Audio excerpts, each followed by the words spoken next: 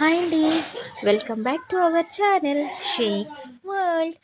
ఈరోజైతే మీ ముందుకి ఫ్రిడ్జ్ క్లీనింగ్తో అయితే వచ్చేసానండి. ఏమీ లేదండి, మా ఇంట్లో ఫ్రిడ్జ్ క్లీన్ చేసి చాలా రోజులైంది, బాగా మురికి పట్టిపోయింది.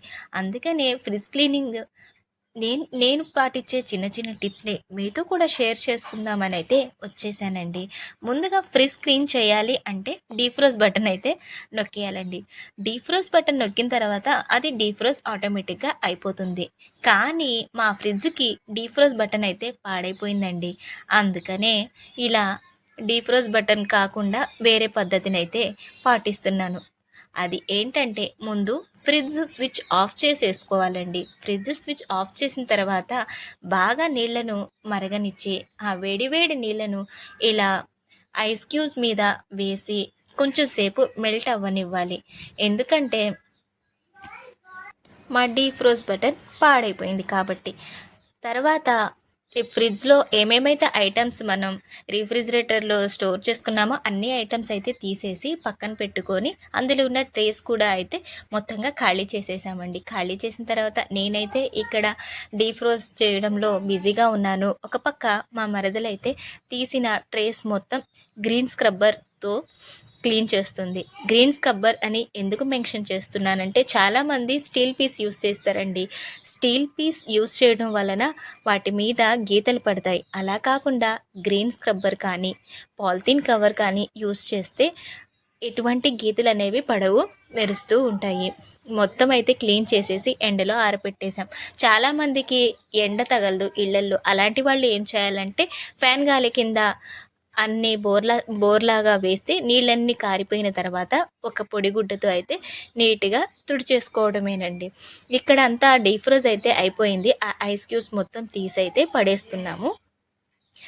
ఐస్ క్యూబ్స్ మొత్తం తీసి పడేసిన తర్వాత ఫ్రిడ్జ్ వెనక పాగాన డీఫ్రోజ్ అయ్యే వాటర్ ట్రే ఒకటి ఉంటుందండి. ఆ వాటర్ ట్రేలో నుంచి వాటర్ అంతా డ్రైన్ చేసేసి నీట్గా కడిగి మళ్ళీ అయితే అమర్చాలి. ఇలా వాటర్ తీయడం వల్ల మనకైతే కొన్ని మంచి లాభాలు ఉన్నాయండి. వాటర్ తీయకుండా చాలామంది స్కిప్ చేస్తూ ఉంటారు. అలా చేయడం వల్ల వెనక మోటార్ దగ్గర కొన్ని వైర్లు ఉంటాయండి. ఆ వైర్ల మీద పడటం వల్ల మోటార్ పాడయ్యే ప్రమాదం ఉంది. అందుకనే మనం ఎప్పుడు డీఫ్రోజ్ చేసినా కానీ ఇలా వెనక ఉన్న ట్రేలో ఉన్న వాటర్ని మొత్తం డ్రైన్ చేయాలండి. తప్పకుండా ఈ టిప్ అయితే మర్చిపోకండి. మొత్తం డ్రైన్ చేసేసి మళ్ళీ మేమైతే ఫిట్ చేసేసాము. కొంతమంది ఫ్రిడ్జ్లకి వెనక స్క్రూ సిస్టమ్ ఉంటుంది, కొంతమందికి హ్యాంగింగ్ సిస్టమ్ ఉంటుంది.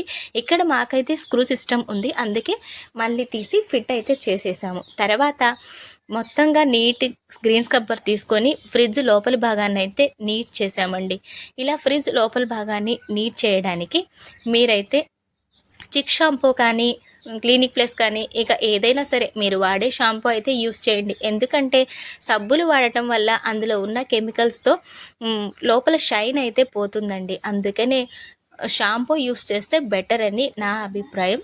షాంపూ అయితే యూస్ చేసి నేను నీట్గా మొత్తం కడిగేసి తడి బట్టతో అయితే 1-2 సార్లు తుడిచానండి. చాలామంది ఫ్రిడ్జ్ కడిగేటప్పుడు లోపల నీళ్ళు అయితే కొడుతూ ఉంటారండి. అలా నీళ్ళు అస్సలు కొట్టకూడదు. నీళ్లు కొట్టడం వల్ల ఫ్రిడ్జ్లో లోపల ఎక్కడైనా నీళ్లు స్ట్రక్ అయిపోయి ఎర్త్ ఫామ్ అయ్యే అవకాశం ఉంది. సైడ్ ఎడ్జ్లు షాక్ అయితే కొడతాయండి. అలా కాకుండా ఉండాలి అంటే మనం నీట్గా క్లాత్ అయితే తుడుచుకోవాలండి. నీట్గా తుడిచేసిన తర్వాత నేనైతే మళ్ళీ రీప్లేస్ చేస్తున్నాను ట్రేస్ మొత్తం. నా ఫ్రిడ్జ్ చూడండి, ఇందాక ఎంత గలీజ్గా ఉందో ఇప్పుడు ఎంత నీట్గా ఉందో. ఇలా చిన్న చిన్న టిప్స్ ఫాలో అవుతూ మీరు కూడా మీ ఫ్రిడ్జ్ని క్లీన్ చేసుకుంటూ ఉండండి. మరి మా ఫ్రిడ్జ్ అయితే క్లీన్ అయిపోయిందండి. నా ఈ ఫ్రిడ్జ్ క్లీనింగ్ మీకు నచ్చితే, నా ఈ టిప్స్ మీకు యూస్ఫుల్గా అనిపిస్తే ఒక లైక్ అయితే కొట్టండి. ఇక లాస్ట్గా ఫ్రంట్ డోర్ కూడా మనం సబ్బు అనేది యూస్ చేయకూడదండి.